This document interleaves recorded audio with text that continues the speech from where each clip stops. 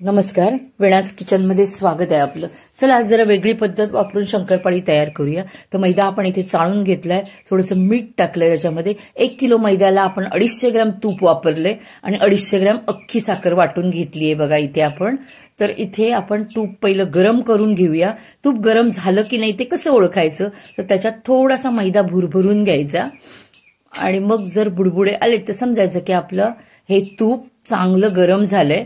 आता गरम गरम तूप आपण ह्या मैद्यावर ओतायचं आणि चांगलं चमच्याच्या सहाय्याने फिरवून घ्यायचं, मिक्स करायचं। नाहीतर एकदम हात टाकला तर हात आपला भाजण्याची शक्यता आहे, त्याच्यामुळे हाताने नाही करायचं।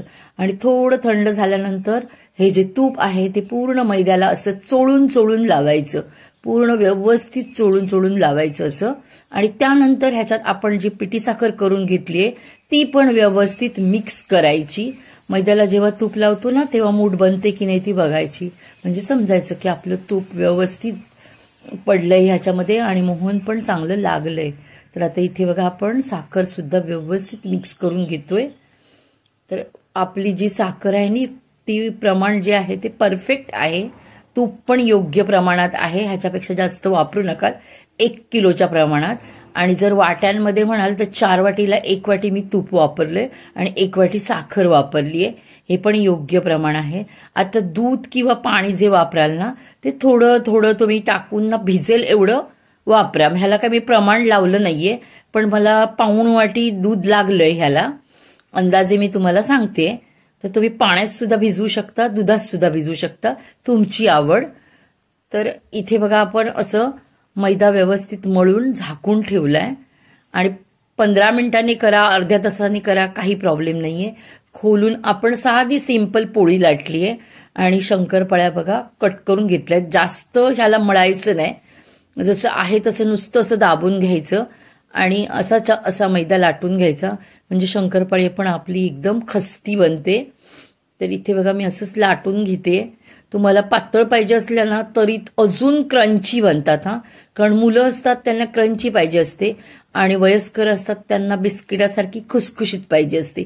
तुमच्या घरी कशी लागते तशी शंकरपाळी बनवा, लाटण्यावर पण खूप सारा फरक पडतो बघा करून। एकदा जाड एखादी पोळी लाटा, एकदा एखादी पातळ पोळी लाटून बघा, त्याच्यात भाजण्यामध्ये आणि तळल्यानंतर ती चवीमध्ये किती फरक येतो तो।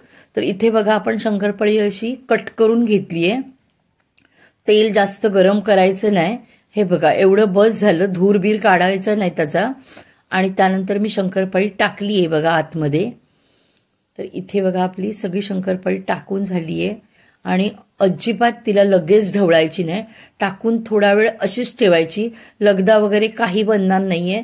नंतर तिला असं साईडने हलवायचं, म्हणजे ती मधून बरोबर सुटणार। पहिलं साईडने फिरवून घ्यायचं आणि त्यानंतर मग मध्ये हलवायचं। आता बघा हळूहळू हळूहळू ती बाजूला व्हायला सुरुवात झालीये आणि बघा कशी आपली शंकरपाळी झालीये, ती मस्तपैकी फुगलीये, चवीला तर 1 नंबर बनलीये। मी जेवढे पण शंकरपाळीचे प्रकार तुम्हाला दाखवलेत ते तुम्ही नक्की करून बघा। आणि मी जी शंकरपाळी दाखवली ते एक ताईंची मला कमेंट पण आली आहे, शंकरपाळी खूप छान झाली आहे। अशा कमेंट पण छान छान तुम्ही करा। इथे अशी आपली शंकरपाळी तयार झाली आहे। चॅनेलवर नवीन असाल तर चॅनेलला